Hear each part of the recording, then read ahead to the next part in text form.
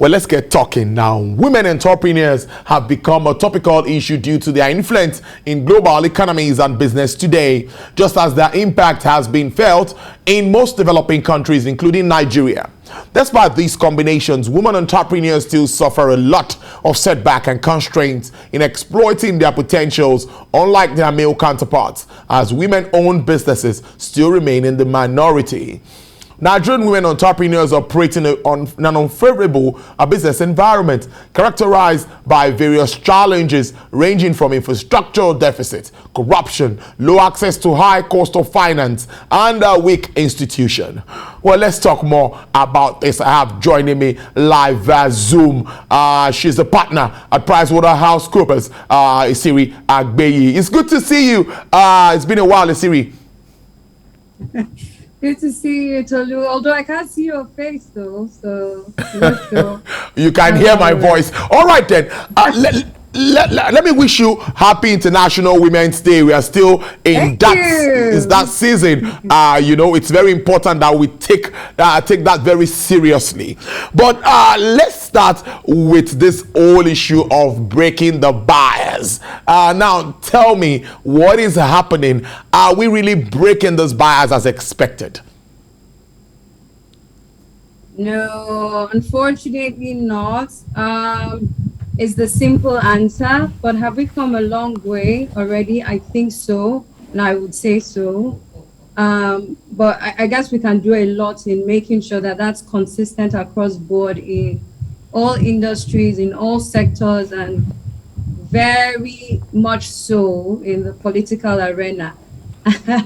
So we all saw what happened recently, but I mean, it's a lot to write home about, and I think it also speaks to the fact about the consistent presence of bias. And when we talk about bias, it's really about the prejudices which we have developed unconsciously, perhaps coming from cultural backgrounds, which is something that we deal with a lot in Africa and Nigeria as well, where sometimes men, you know, look down on the contributions that can be made by women, or treat them as second-class citizens just because they've been very much affiliated with managing homes, whereas managing homes should be elevated.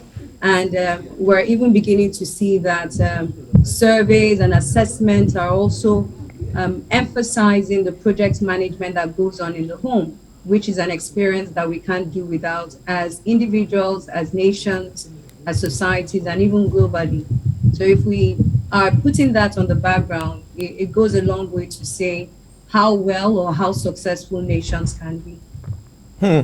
Brilliant stuff there. But let's now look at challenges at workplace. Yes, let's talk about that for some time, and even how you have to manage the home with the challenges at the workplace. How has it been? Tell us, and how are women trying to, you know, change this narrative of not just being the kitchen, or how someone told me yesterday that we're not just for baby making. Yes, so I think there have been changes, and COVID only accelerated the pandemic, accelerated some of the disruptions that we expect to see in this arena, you know, by emphasizing the importance and the value add that you could have with remote working, you know, and just flexible work arrangements. Whilst these may be concepts, you know, that have been fully adopted in other climes, we haven't seen that uptake, I would say, in Nigeria. And you may only find that that was restricted, at least before the pandemic, to a few consultancy or professional services organizations. But now with the pandemic, what it has just done is just accelerated, you know, that move to thinking differently about how we appreciate work and how we just unbundle, you know, the way we see things in that environment.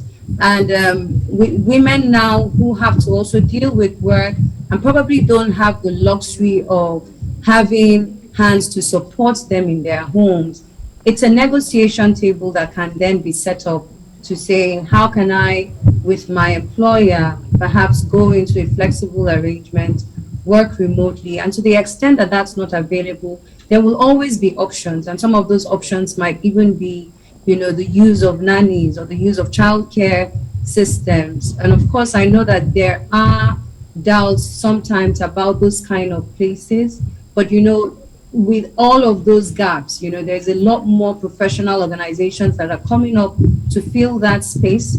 And once women are able to then identify those options and say, this is an alternative I can pursue, and this is something I can bring to the table, it then makes the conversation of blending work, into life, blending work into your life circumstances more seamlessly, and also then promotes, or would I say, help sustain that theme around work-life balance, which sometimes people allude to it being a myth, but actually is something that speaks to balancing both sides of the table, whether it's at home or at work. So yes, that conversation needs to be had at every point in time. If your employer is not having that conversation, it's something that you can also identify as a gap and say, these are alternatives that are working perfectly in other organizations. Why can't it work here?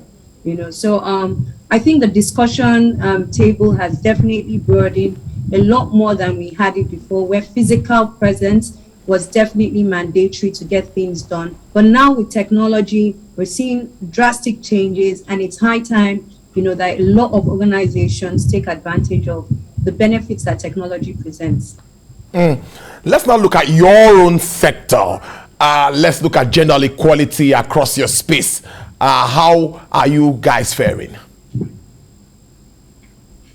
I think we are faring very reasonably well, and that's a relative term as well, not because we've achieved perfection, but because we are actually putting in a lot of work, and we've recognized the gap already. When I joined PricewaterhouseCoopers 2004, many years ago, I'm an old woman. Wow, that's a while.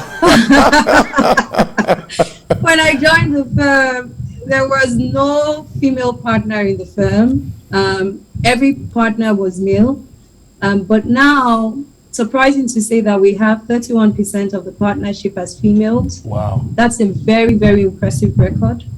Because when you then compare with the statistics in other parts of the country, you find that we are relatively doing fantastically well, especially when you even look at some of the records from political appointments, where we only have, in the legislative seats, we have only 3% going to women. With ministerial positions, you have only 11% going to women. But then in private sector, you definitely see that, a lot more private companies are beginning to see that that gap needs to be bridged.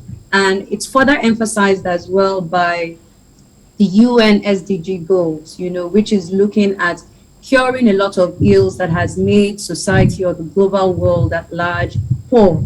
The only way we can do that is definitely representing all resources of nations on tables of discussions ranging from the economics to even politics. So yes, we are doing well relatively, but we can do better, yes, because in terms of the spread between male and female, we have a lot more female at 50% or even more, and that's what needs to be represented at the top. Interesting. You mentioned, referred to the issue of rejection of the gender bill. Well, happily, we see that there is a rethink, and they are going to look at all of this all again. At least 3 of the 5 bills will be reconsidered by the National Assembly. How would you react to this, and how did you feel at first with the rejection? When I saw the rejection, honestly, I was very disappointed, because I thought that at least with some of the awareness programs that we've been having around women, it's something that would have been embodied, by most of our leaders. More so because we're also seeing results from other countries, record-breaking results from countries that have embraced very, very closely the female gender. And just yesterday, the CNN reported about Finland. When you look at the reports from the UN and even the World Economic Forum on gender gaps, you'd find that Finland has a record-breaking first position and second position, I think, on gender gap, while they have first position on sustainability, where they've identified countries that are addressing all of the UN SDG goals, which include addressing gender inequality, making sure that there is no poverty and there is no hunger in the land. And Finland is doing fantastically well. The GDP per capita for Finland is about $40,000. When you look at the GDP per capita for Nigeria, it's about $2,000. It just tells you that there's work to be done definitely in the economy. But when you then look at the mix and match of male and female in the political positions, in Finland, it's about 50% female led in the National Assembly as well as the economy. But when you look at Nigeria, I mentioned the statistics before, we don't have that kind of representation. And it just goes to show very easy, without even doing any real technical analysis, that the only thing that's really missing is full representation of all our resources on the table. So when those bills came out and, they weren't passed and they were just pushed out, first of all, it indicated that there needed to still be a knowledge gap cured. And that knowledge back dates as far back as our cultural practices, which have come from age-long traditions. And all of those need to definitely be broken down. I definitely share some empathy sometimes with men who have grown up in homes that have not appreciated the value of women. But it's interesting also that when you look at the other side of the table, men speak very lovingly about their women, their mothers who have supported and raised them, and sometimes also single mothers that have done same. So, the question then is, why aren't we able to extend that kind of appreciation as well to other women? And why aren't we able to take that conversation from the confines of the home into the business place? When you look at even Balogun Market as an example, the majority of people who are trading in that place are women. We're riding on the backs of women, and that's the informal sector. The informal sector contributes about 60% to the economy of the country. If we're riding on the backs of all these women and we're not able to push that discussion up the ladder for very complex and high-level discussion, then we're really missing a lot. And if I look at an example like Iceland has already started teaching about gender inequality from the elementary schools. So just to have that kind of negative or that disapproval of the bills, it just shows that, we definitely have a long way to go.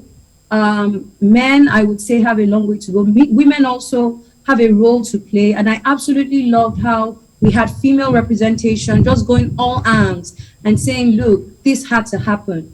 And now we've seen that 3 bills have been successfully recognized. So that is improvement, but we definitely need to continue to press that message home. And if it means pressing the message home from a money perspective, we're all here for it. I'm here for the money. So I'm definitely here for saying Nigeria can be better if we brought a lot more women on the table.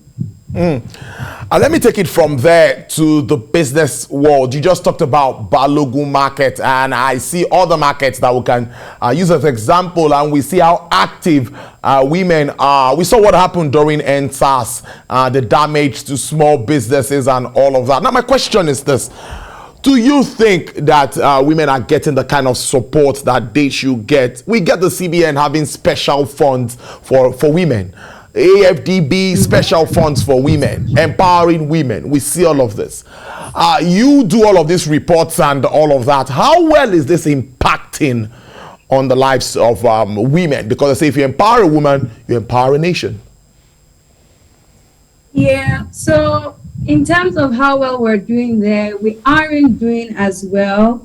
And I was just going to, pull up, the statistics as well for how we did well, just looking at 2021, where we had a record-breaking year for a lot of startups, and we saw a lot of injection of funds, in companies. And the results that we have, for women-led funds, women-led entities, is only 1% of the total funding raised was for a female-founded company.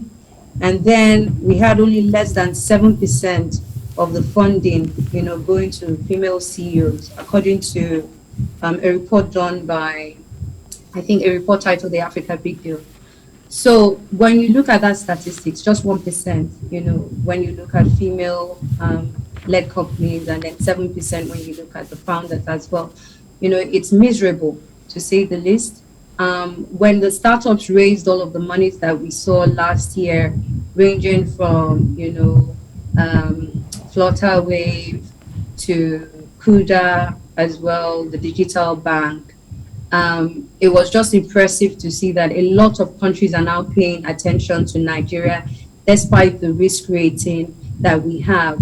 Only this year, we saw the result about Eurobonds not being fully taken up because of the risk rating of Nigeria, and the fact that the yields are now much higher because of that risk rating. So if that's the case, when we then see a lot of injection of funds in technology, it's a lot of we need to beat our chest and say, yes, we have done well. But when you then break that figure down and look at the contribution that was made to female-funded funds, companies, it's miserable.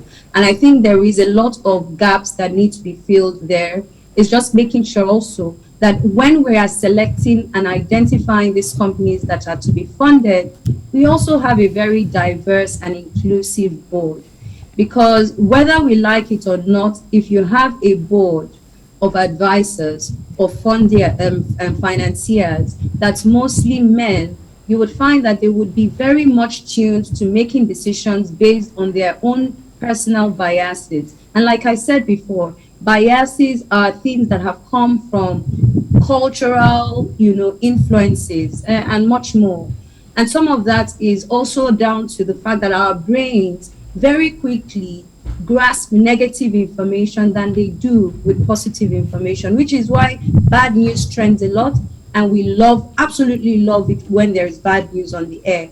But when there's positive, the brain doesn't necessarily hold on to it. And so you have to make conscious effort and take a step back before you make decisions like this. And in taking that step back, there has to be women in the room as well, so you can see the other side of the picture and see why things are not being had. There was an example yesterday that was given on one of the IG lives that we did with Inspired Women of Worth, which is an organization I work with to promote, women as well.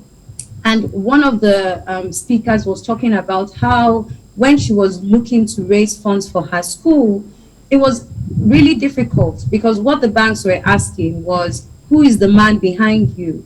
What man is supporting you? And they weren't even looking at the fact that she had the right papers to provide for the guarantee that was being requested. So when you have questions like that that are coming from very biased men in the room, it's hard to then see, or it's easy to see then why we have this kind of startling and embarrassing results. And the truth is that you wouldn't be able to tell when you look at the organizations that this is what is happening, because the organizations are also staffed with individuals that have been bereft of understanding when it comes to, how to look at it through that diverse lens. So it means that because we have all these barriers, these layers of barriers, we need to be intentional about bringing all of those barriers down, starting from first the way organizations hire people, the way organizations also staff their HR units, the way organizations staff the people that would make the right decisions on this kind of institution, and make sure that, it's as diverse as possible, so that you're not just looking at it from a very selfish lens, you're looking at it with all eyes on board. In PwC, we like to call that a 4-eye review, where you have a lot of people's input, in making any decision. It only makes you better. It's the reason why the USA is the way it is, because of the strength of diversity. And we have that already instituted in the different tribes we have, instituted in the different genders that we have. All we need to do is pull everyone to the table, and that includes women as well. So I'm very all for, action that is taken precisely about addressing this. Companies need to recognize that, and I think have started to do so. Countries also need to recognize this and be very deliberate about saying, this is how I'm going to employ, this is how I'm going to staff this particular section, this is how I'm going to make those decisions. Because the truth is, whether we like it or not, companies are not human beings. Human beings drive companies. It is those human beings that will make those decisions, and we must be deliberate about staffing, those companies with the right individuals and training as well, so that, we all are on the same page. Esiri Agbeyi, partner, PricewaterhouseCoopers. Thank you so much for joining us on the show this afternoon. We really do appreciate this. Do enjoy the rest of your day. You too, Tolu. Thank you for having me. I appreciate it. All right, then, Bye. bye.